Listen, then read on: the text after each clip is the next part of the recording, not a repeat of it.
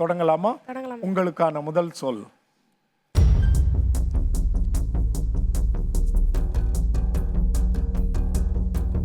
April.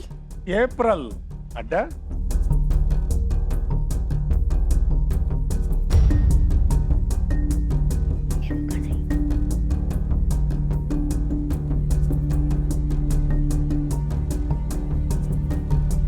ஏமாறு.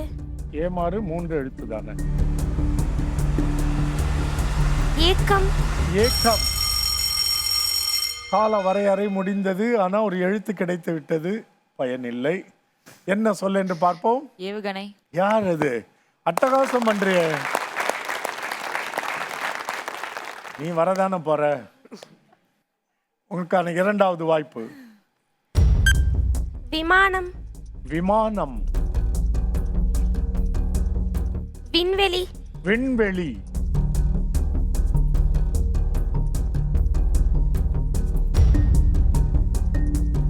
வித்தம். விட்டம்.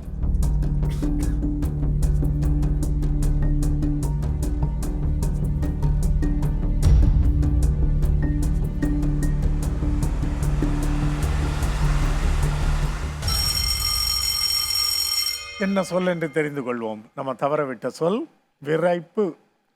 அப்படி நின்னா அது விரைப்பா நிக்கிறதுன்னு சொல்லுவோம்ல, அதுதான். சரி, உங்களுக்கான இறுதி வாய்ப்பு. அண்ணன். அண்ணன். அகம்பு. அகம்பு. அகம்பு.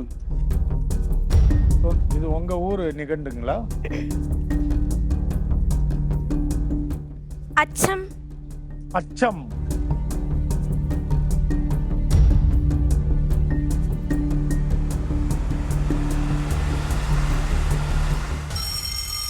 அமிர்ந்து.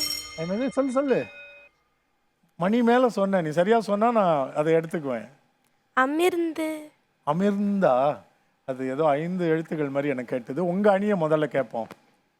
நீங்க எதுவும் நினைக்கிறீங்களா? வேளாங்கண்ணி. அமிழ்து. அமிழ்துன்னு நினைக்கிறீங்களா? Sacred heart. சேக்ரட் ஹார்ட் அமிலம் என்று சொல்கிறார்கள். வேறு ஏதாவது? அமிலம் என்று எல்லாருமே சொல்கிறீர்கள்.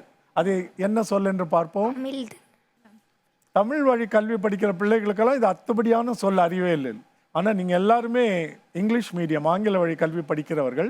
உங்களுக்கு இந்த சொல் தெரிய வேண்டும் என்றால் நீங்கள் கொஞ்சம் சிரத்தை எடுத்தால் தான் தெரியும். நீங்கள் எல்லா டேர்ம்ஸையும் இல்லையா சொற்களையும் இங்கிலீஷ்லேயே படிக்கிறவங்க இருந்தாலும் சேக்ரட் ஹார்ட், எஸ்ஆர்எம் நைட்டிங்கல், நீங்கள்லாம் இது அமிலம் என்று தெரிந்து வைத்திருப்பது மகிழ்ச்சி. உங்கள் தமிழ் வளமையை காட்டுகிறது. அமிலம் என்றால் ஆசிட். இப்போ ஆசிட் மாதிரியே இன்னொன்று இருக்கு. அது என்ன? அதற்கு எதிர்